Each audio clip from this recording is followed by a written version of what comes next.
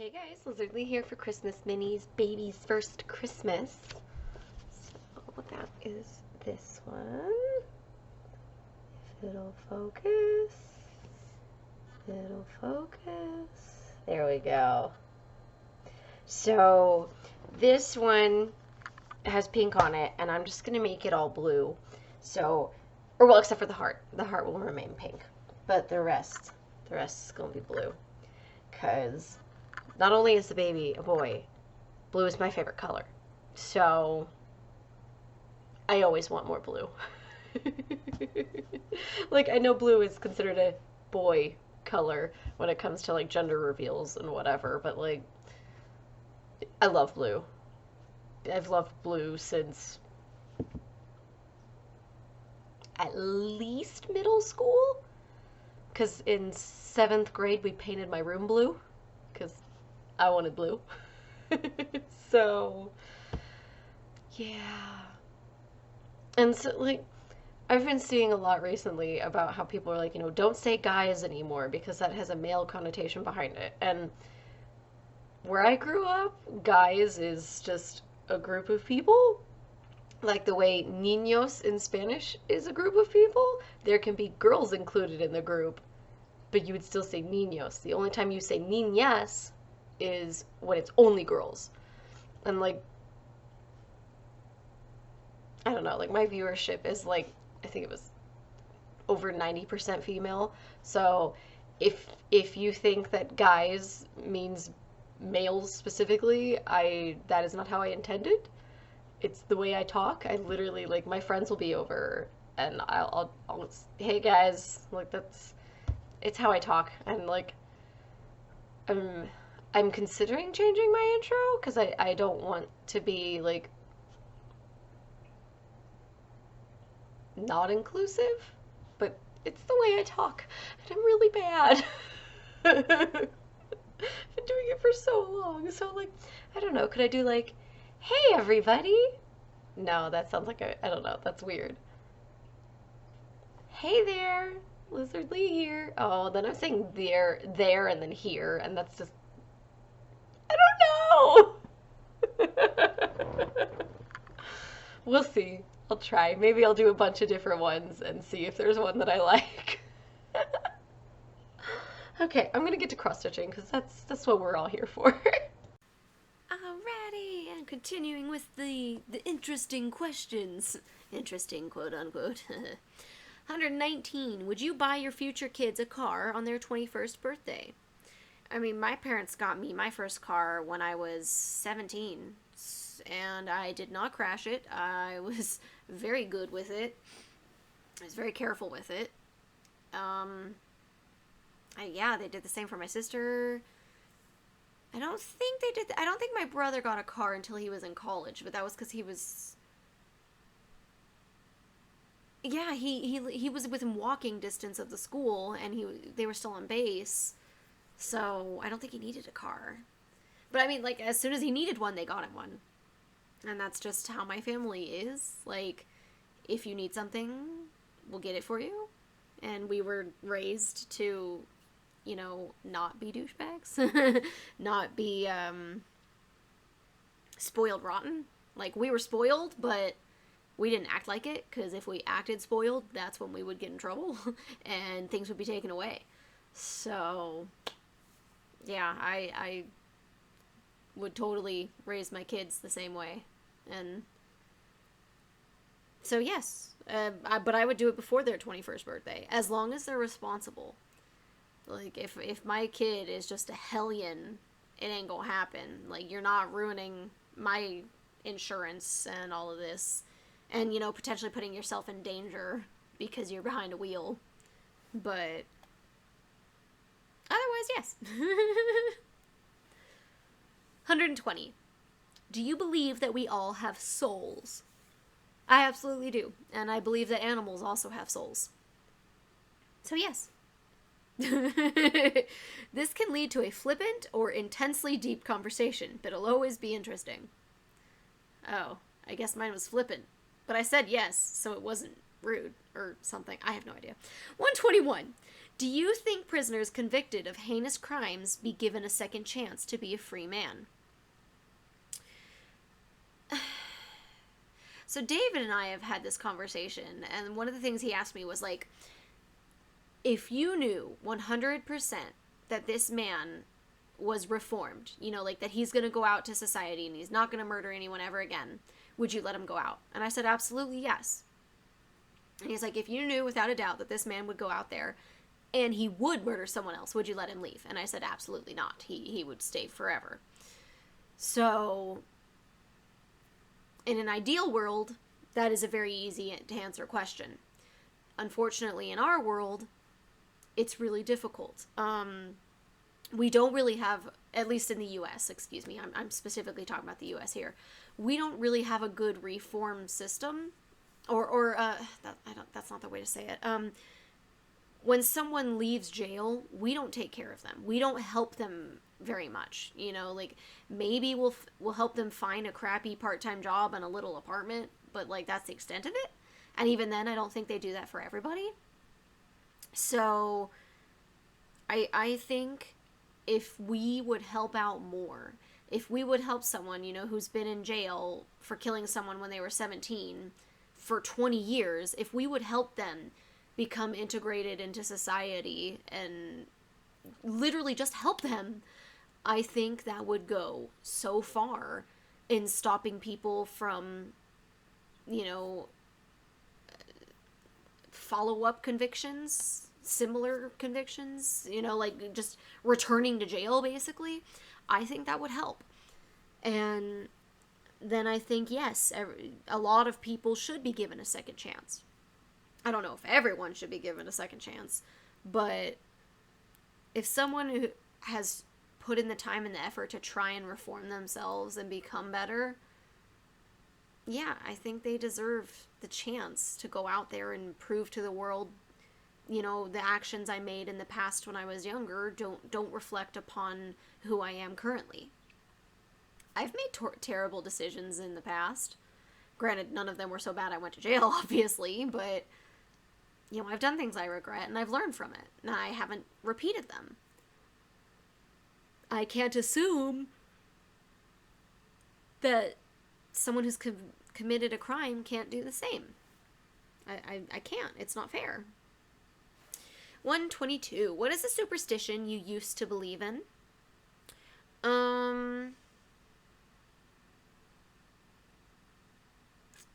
Ooh.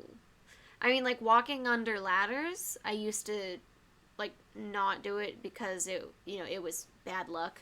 But now I just don't do it because I know it's dangerous. I've always avoided cracks on the sidewalk. I don't think it's because, you know, like, oh, step on a crack, break your mom's back, because that's ridiculous. But I just avoided them. I think it was just because I'm a little OCD when it comes to that. If that makes sense. I don't know. I don't do the pinch of salt over your shoulder when you spill salt or whatever. I think that's just wasting more salt. That's stupid. I like salt. Don't waste it. What else is a superstition? Oh, black cats. Absolutely not. Black cats are wonderful. They're not mean. They're not scary. They're not bad luck. They're precious and they need to be protected.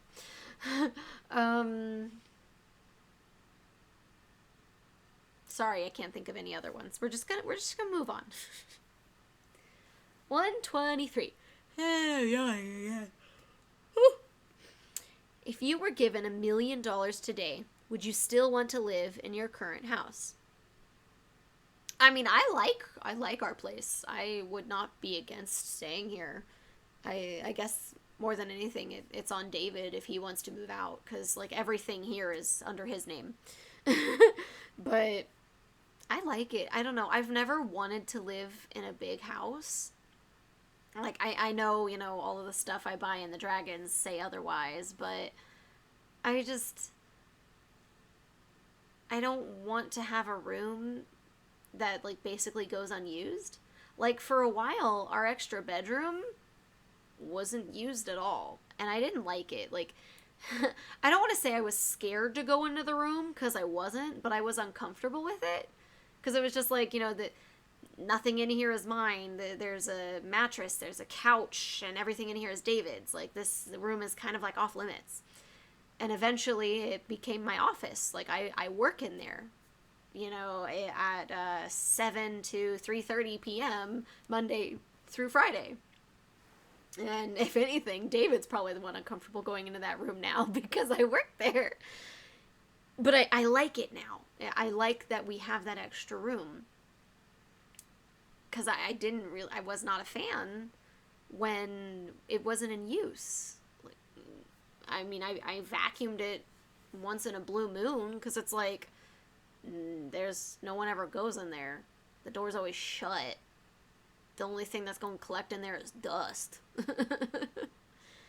So I don't want to have rooms that would be unused. That's just, I don't know. I don't know if it's a pet peeve or if it's just an opinion. I don't know. I don't know how to explain it. But I wouldn't want to get a place much bigger than this one unless we had a reason to, Okay. 15 interesting never have I ever questions. When throwing around never have I ever questions, it's easy to get nervous as your turn comes around. You don't want to ask a real clunker, and that's far too easy to do. You can ask something that everyone has done, no one has done, or no one cares about either way. That's a waste of a turn, and embarrassing too. I don't think I've ever actually played Never Have I Ever. Or at least not with anybody that actually gave a crap. Because being embarrassed about it, no. But now, thanks to this list of interesting never have I ever questions, you'll never have to worry about your questions again. Each one of these questions is sure to lead to some interesting revelations about everyone playing. There's only 15 of them. Are there really that few rounds in a never have I ever game? I don't know. 124. Never have I ever watched a movie twice. What? I have watched Clue alone at least 50 times. Probably more if I'm honest. Like, Howl's Moving Castle is up there, Spirited Away is up there, Beauty and the Beast, Aladdin, Little Mermaid. I am totally down with rewatching movies. For realsies, alright? Prince of Persia, I freaking love that movie, you guys. Ugh. 125. Oh, okay, sorry, I do want to say, for the never have I ever watched a movie twice, I have met people that don't want to, because they're like, I already know what's going to happen, what's the point? I want to just watch something new. I totally understand that, and you know what, I approve, I'm okay with that. But for me, if I really liked a movie, I want to watch it again, just because I love it. Alright, now, 125. Never have I ever thought I am the most awesome person on the planet. Not really. I mean, the day I finished the Pokemon Cross Stitch, I felt great. I got a daily deviation from it, which, made me just feel like I was super cool and really popular. But other than that, I don't think I've ever felt that important. Let's see what it says underneath. We all have. So this lets you suss out the liars in the game. I mean, okay, if I had never done that, though, I genuinely, I can't think of another time when I was like, oh, yeah, like, that I genuinely felt that I was one of the coolest people ever.